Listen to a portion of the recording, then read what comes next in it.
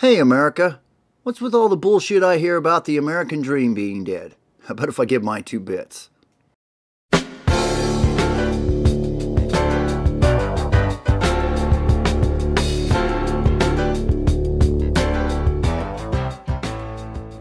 Hello everyone, my name is Paul Inkley and I am your host and I welcome you, America. You know, I've said it many times, the American dream is not dead, and I believe this to be a truth.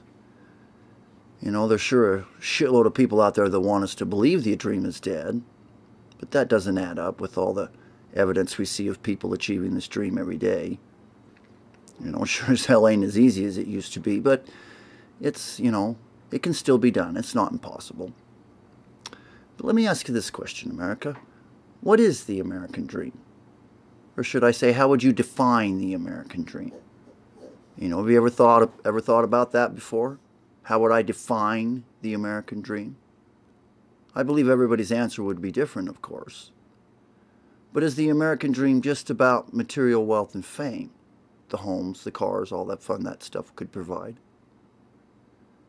You know, I believe that's what most Americans would say. So let me ask this. At what level of wealth do you say, I've done it, the dream is mine? You know, because I believe that level would also be different for everyone. But are we so damn busy trying to achieve the American dream that we can't stop long enough to realize that we already have it? You know, America, I'd like you to stop and think about something. If you're lucky enough to be an American today, for most of the world, you already have the dream. Have you ever thought about it that way? Because maybe we should. You know, we talk about the American dream today, but I have to wonder, is it the same today as it once was?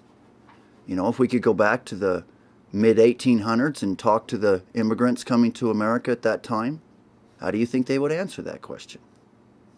You know, I believe many would say that, you know, the American dream was having the privilege to live in a country where freedom ruled and the rights belonged to the people.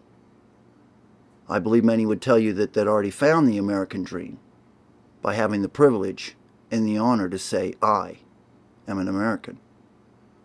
You know, our ancestors truly felt this way. They loved this damn country. You know, they came here, they worked their asses off, and for the most part, achieved a better life. But so many in America today feel entitled to a better life. They feel like somehow America's been unfair to them, that somehow America has let them down, when really it's the opposite. It's the American people that are letting their country down. You know, ask not what your country can do for you, but what you can do for your country. And may I say that again. Ask not what your country can do for you, but what you can do for your country. Now, this was a quote from President John F. Kennedy. He was the 35th president of this great country, and he earned his respect on the battlefield by his honor and his selfless acts.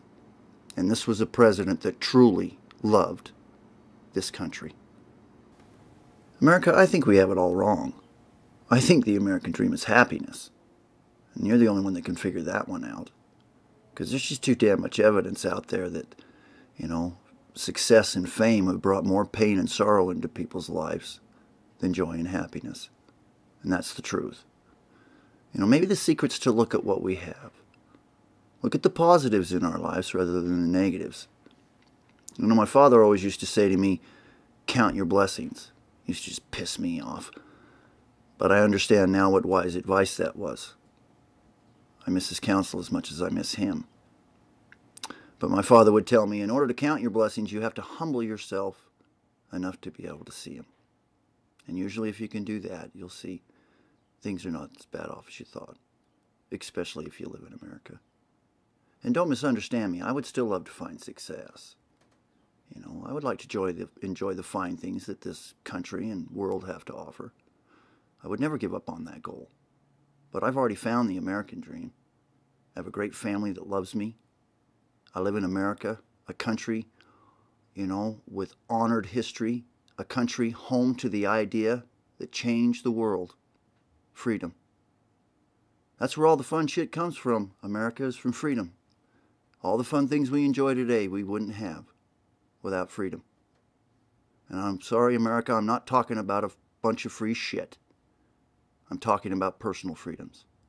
But I promise you this much, America. If Bernie and or Hillary get their way, the American dream will be a loaf of bread. And that's the truth. And another hard truth is, we see so damn many Americans out there that treat and cheat each other every bit as bad as corporate America, if not worse. It's the heart of the people that needs to change. We all need to wake the hell up. We are on a speeding train headed towards misery and hell. And it's our arrogance, and it's our jealousy, and in so damn many ways, our total lack of character that are blinding us to this fact. If we continue to take God out of our lives, if we continue to ignore the Ten Commandments, if we continue to, let our morals and standards decay and fall apart, then we as a nation and as a people will pay the price for our arrogance and for our wickedness. America, through Christ, we will find peace and happiness, a far greater happiness than wealth. Through His love, we will feel burdens lifting, and we will find a happiness and a joy that no money or material thing can buy. He can save us all, and by obeying His commandments, we all can find peace. And maybe that's what the American dream is. I hope you've enjoyed the show. I am an American. Until next time, I bid you a farewell. Hey America, could I have a moment of your time? I would love to tell you about a brand new Western book. The name of the book is Sweet Justice, and it was written by a very talented writer, and his name is Mark Inkley.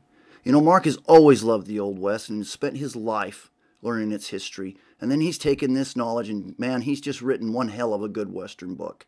The book takes place in the late 1800s, right after the Civil War. And, you learn of a man, his name is Bill Saunders. And you learn of his struggles and what he goes through to try and prove he's an innocent man. And the demons that still haunt him from the war. I love a book that just grabs your imagination, and I loved every page. You know what? They tell me that there's a link in the description, whatever the hell that means. But America, give it a look. Thanks so much. You're awesome.